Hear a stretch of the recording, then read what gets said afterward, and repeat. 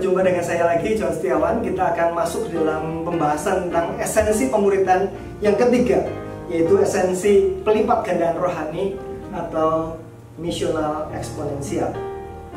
Kita sudah belajar dua esensi. Yang pertama, yaitu pemuridan yang relasional menghasilkan persahabatan rohani, pemuridan yang intensional menghasilkan pertumbuhan rohani. Sekarang kita belajar esensi yang ketiga, eksponensial atau pemuridan yang menghasilkan pelipat gandaan rohani. Saya mulai dengan kutipan dari Brian Jarboe. Dia mengatakan bahwa an exponential problems requires an exponential solutions. Permasalahan yang eksponensial, yang terus berlipat ganda, membutuhkan solusi yang terus berlipat ganda juga. Kalau pelipat gandaan ini akan membuat sesuatu yang kecil menjadi sangat besar. Dan permasalahan-permasalahan di dunia menurut Brian Jarboe ini adalah permasalahan yang semakin eksponensial. Masalahnya meliputi multidimensi. Permasalahan yang besar ini membutuhkan solusi yang eksponensial juga. Dari mana permasalahan besar ini muncul? Karena dunia semakin banyak orang tentu saja. Dan orang itu bertumbuh secara eksponensial. Satu orang melahirkan dua orang melahirkan lagi, dan seterusnya. Orang-orang bertumbuh bertambah secara luar biasa. Pada hari ini jumlah orang di dunia sudah mendekati 8 miliar karena bertumbuh terus secara eksponensial. Kita perlu solusi untuk menjangkau dan melayani orang-orang itu. Solusi yang sifatnya juga eksponensial, tidak bisa sekedar penambahan. An exponential harvest requires an exponential laborers. Tuah yang begitu banyak dan terus semakin banyak, dan pekerja sedikit. Pekerja yang sedikit ini tidak boleh hanya sekedar pekerja yang bertambah, pekerja yang harus dilipat gandakan. Dan inilah, saya pikir pemikiran ini adalah pemikiran yang tercermin dengan sangat luar biasa di dalam amanat agung Tuhan Yesus. Tuhan Yesus di dalam amanat agungnya juga sedang membicarakan tentang sesuatu yang eksponensial sifatnya, suatu gerakan pemuridan. Karena kita perhatikan, amanat agung diberikan kepada para murid, dan kepada mereka diperintahkan untuk jadikanlah semua bangsa murid. Murid bukan hanya sekedar mereka menerima bagi dirinya sendiri, tetapi setelah mereka dimuridkan, mereka perlu membawa orang lain menjadi murid Kristus. Demikian seterusnya sampai kepada segala suku bangsa, sampai kepada akhir zaman. Amanat agung Tuhan Yesus ini artinya Tuhan Yesus menghendaki para murid menjadi serupa dengan dia, menjadi murid dia, dan menjadikan orang lain, menjadi dan menjadikan orang lain serupa dengan dia sampai ke segala suku bangsa. Robert Coleman mempelajari kehidupan dan pelayanan Tuhan Yesus dalam bukunya yang luar biasa, penyelidikan tentang bagaimana Tuhan Yesus melayani dalam The Master Plan of Evangelism. Dia memberi kesimpulan demikian: menghasilkan buah-buah rohani berarti menghasilkan kehidupan Kristus dalam pribadi manusia. Buah-buah rohani menghasilkan Kristus dalam pribadi manusia. Pertama-tama di dalam diri kita sendiri, kita jadi murid Kristus. Kedua, di dalam diri orang-orang lain, kita menjadikan murid Kristus. Jadi ada dua tarikan ini. Yang pertama, kita menjadi murid Kristus tidak boleh berhenti di sana. Kita tidak boleh bertumbuh bagi diri kita sendiri, tetapi kita terlibat dalam menjadikan orang lain murid Kristus.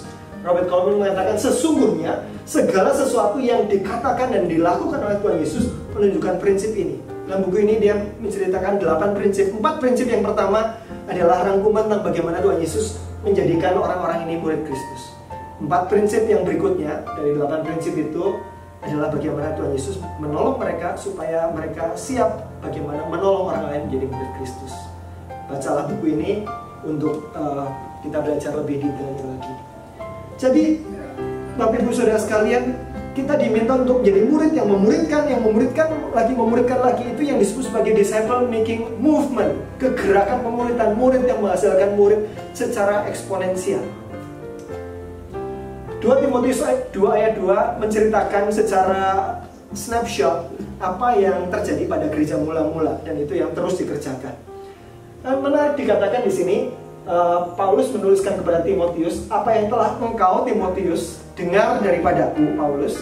Ada 2 generasi yang terlibat di sini. Generasi pertama Paulus, generasi kedua Timotius. Apa yang telah engkau dengar daripadaku di depan banyak saksi, percayakanlah itu kepada orang-orang yang dapat dipercayai.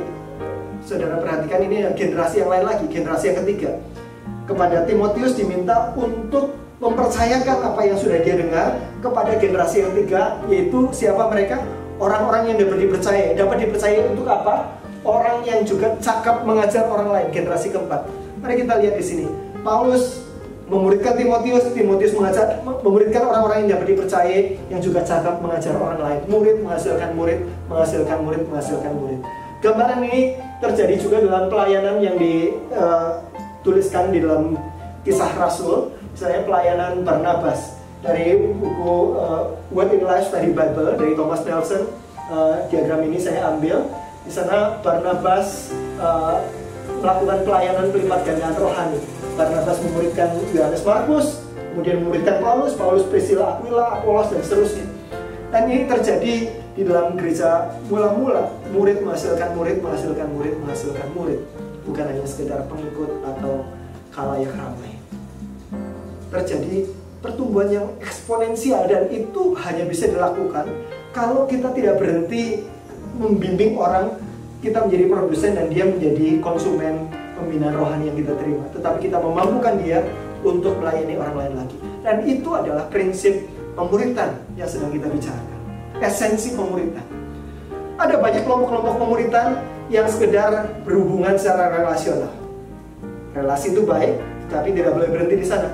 Ada menambahkannya dengan intensionalitas untuk pertumbuhan rohani. Kelompok pemuritan yang berelasi secara mendalam dan bertumbuh rohaninya secara tinggi, secara besar. Tetapi banyak juga yang berhenti di sana, stuck di sana. Orang senang sekali bertumbuh, senang sekali belajar bersama dalam kelompok kecil, tetapi hanya bagi diri mereka sendiri.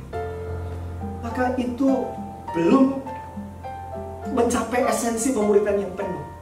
Esensi pemuritan yang penuh adalah relasional, intensional bagi pertumbuhan rohani, dan eksponensial bagi pelipat gandaan rohani. Pertumbuhan mereka bukan hanya mempengaruhi diri mereka sendiri, tetapi mereka rindu melihat orang-orang lain juga bertumbuh dengan mengambil langkah mereka meneruskan apa yang sudah mereka terima. Dan itulah kunci eksponensial. Di dalam Talmud ada perkataan, when you teach your son, ketika engkau mengajar anakmu, sebetulnya you teach your son's son. Engkau sedang mengajar anak dari anakmu. Orang yang kita ajar ini akan mengajar orang lain. Di dalam pemuritan, paralelnya adalah when you teach your disciple, you teach your disciples. Karena fokus kita bukan hanya kepada anak rohani, fokus kita harusnya kepada cucu rohani. Fokus kita bukan hanya menolong dia menjadi murid Kristus, tapi fokus kita adalah menolong dia menjadi murid yang bisa memuridkan orang lain lagi. Demikian juga orang yang kita muridkan nanti fokusnya bukan hanya pada anak rohani dia, tetapi menolong anak rohaninya untuk bisa memuridkan orang lain lagi. Demikian seterusnya, demikian seterusnya. Jadi fokus eksponensial terjadi ketika kita memikirkan bagaimana orang ini bertumbuh dan bisa menolong orang lain. Ada hitung-hitungan yang disebut sebagai spiritual generations atau generasi-generasi rohani. Hitungan ini hitungan yang bisa menginspirasi kita memikirkan tentang kegerakan. Secara sederhana dikatakan bahwa jika kita punya 12 anak rohani, asumsi ini demikian, kita mungkin punya banyak orang-orang yang kita layani, bahkan kita muridkan, tetapi tidak semuanya jadi. Ada seleksi alam. Ada orang-orang tertentu yang jadi dan ada orang-orang tertentu yang mungkin akan jadi melalui orang lain, bukan melalui kita. Ada 12 orang katakanlah dalam sepanjang hidup kita 60-70 tahun yang Tuhan beri, ada 12 orang yang bertumbuh dewasa, dan mereka pertumbuhan dewasa ini mereka ditunjukkan dengan mereka bisa membimbing orang lain lagi dengan kegairahan yang sama atau lebih besar daripada kita. Dan kalau demikian, masing-masing dari 12 anak rohani ini bukan hanya konsumen, tapi mereka produsen. Mereka dalam hidup mereka katakanlah mereka punya masing-masing punya 12 anak rohani. Mungkin kembali mereka membina 30-40 orang, 12 yang jadi seumur hidup mereka, masing-masing demikian. Dan proses ini terjadi terus berlipat ganda selama 5 generasi. Maka perhatikan, kita akan punya 248.832 spiritual generations, keturunan rohani yang terus berlipat ganda pada orang lain. Jadi ini satu pelayanan yang bukan hanya fokusnya pada satu generasi di bawah kita, tetapi dalam generasi-generasi yang akan datang. Kenapa Tuhan Yesus merancang pelayanan murid yang memuridkan seperti ini? Karena permasalahan dunia tuayan itu banyak, pekerja begitu sedikit, dan Tuhan mau mencapai pantata etnik segala suku bangsa. Dan itu membutuhkan pelayanan yang eksponensial. Tantangan dari Bruce Miller kepada kita semua, apakah Anda akan menghabiskan waktu yang sama dalam persiapan untuk melayani kebutuhan satu orang yang kita muridkan, sebanyak waktu untuk persiapan khotbah bagi 5.000 orang. Berapa banyak kita percaya pada potensi dari seorang pribadi yang sungguh-sungguh fully committed kepada Tuhan, dan dia akan terus melipat gandakan rohani, atau sekedar penambahan rohani. Segala sesuatu yang kita lakukan, kita bisa perform, orang-orang menyambut kita, orang-orang membutuhkan kita, mereka menjadi konsumen-konsumen tetapi berhenti pada mereka. Atau kita fokus pada buah-buah rohani yang terus berlipat ganda, dengan fokus pada 1 orang, 2 orang, 3 orang yang matang, dewasa, yang bisa berlipat ganda. Itu prinsip eksponensial. Nathan Ford, seorang pemimpin rohani, pernah berkata bahwa kita perlu invest hidup kita pada beberapa orang. Invest in the few. Bukan sekedar karena kita mau konsentrasi pada kualitas, tetapi juga karena kita tahu bahwa itulah caranya pelipat gandaan rohani untuk menghasilkan banyak orang. Kita invest in the few for the sake of the many. Kita mungkin dalam waktu yang cepat sesaat kita cuma bisa melihat beberapa orang, tapi mari kita melihat dengan mata iman, di belakang mereka ada ribuan orang. Bukan hanya kalau mereka sungguh-sungguh jadi, tetapi kalau kita hanya mau cari pelayanan yang cepat sesaat, sambutan banyak orang dan sebagainya, tetapi mereka berhenti sebagai konsumen, maka tidak ada orang-orang di belakang mereka itu. Invest in the few for the sake of the many. Bukankah itu juga yang Tuhan Yesus katakan dalam Yohanes 15 ayat 8? Dalam hal ini Bapakku dipermuliakan. Bagaimana Bapa dipermuliakan? Itu jika kamu berbuah banyak. Dengan demikian kamu adalah murid-muridku. Bagaimana buah-buah ini bisa menghasilkan lebih banyak buah lagi? Tentu saja jawabannya adalah kalau mereka punya biji. Masing-masing buah ini punya biji, ditanam kemudian berkembang banyak, berkembang biak. Markus 4 ayat 20. Dan akhirnya yang ditaburkan di tanah yang baik, benih yang ditaburkan di tanah yang baik ini, biji itu adalah orang yang mendengar, menyambut firman itu lalu berbuah. Ada yang 30 kali lipat, 60 kali lipat, ada yang 100 kali lipat. Bagaimana sebuah buah, ini gak enak ya, sebiji buah bisa berbuah banyak, berlipat kali ganda, 30, 60, 100 kali lipat. Dengan cara biji itu ditanam, kemudian menghasilkan buah, ditanam lagi, menghasilkan buah. Bukan gitu prinsip eksponensial? Sekarang mari kita balik ilustrasi. Saudara-saudara perhatikan berbagai macam buah di dalam layar ini. Ada satu kesamaan dari buah yang macam-macam ini.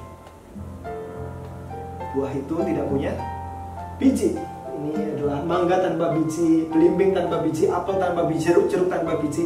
Bayangkan saudara-saudara, kalau semua buah tiba-tiba karena ada satu perubahan genetika, tidak ada bijinya sama sekali, semua buah.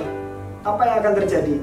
Generasi berikutnya maka hanya mendengar cerita orang tentang buah saja. Mereka tidak bisa merasakan dan mengalaminya karena tidak ada lagi perkembangbiakan, tidak ada lagi buah-buah yang dihasilkan karena semuanya menjadi tanpa biji. Nah, gambaran paradigma produksi dan paradigma reproduksi ini perlu menancap kuat dalam pikiran kita untuk kita sungguh-sungguh menghayati pentingnya prinsip eksponensial ini dalam pemuritan. Kalau kita paradigmanya produksi, kita sebagai produsen, dan ini menjadi jebakan yang sangat nyata bagi alumni sekolah teologi, bagi para so-called hamba Tuhan di gereja. Kita menjadi produsen, kita terbiasa menjadi produsen, menjadi sumber resmi di dalam semua pembinaan rohani. Kemudian jemaat menjadi konsumen, mereka menjadi penerima, dan sudah berhenti di situ. Penerima yang setia, itu yang kita harapkan. Sudah selesai. Nah, itu adalah gambaran tentang pelayanan yang dikatakan seperti buah tanpa biji, semangka tanpa biji. Dia jadi konsumen, tidak bisa menghasilkan orang-orang lain lagi. Pelayanan eksponensial adalah berarti kita bukan hanya menjadi produsen, tetapi kita menghasilkan produsen-produsen lain. Kita memperlengkapi orang untuk menjadi murid yang bisa memuridkan orang lain lagi, yang bisa memuridkan orang lain lagi, memuridkan orang lain lagi, menjadi semangka-semangka dengan biji. Pertanyaannya adalah bukan berapa banyak biji yang ada dalam satu semangka. Ayo Bapak Ibu Saudara sekalian, berapa banyak biji yang ada dalam satu semangka? Kalau Bapak Ibu Google, maka akan mendapatkan jawaban sekitar 150-300an biji, tergantung jenis semangkanya dan macam-macam.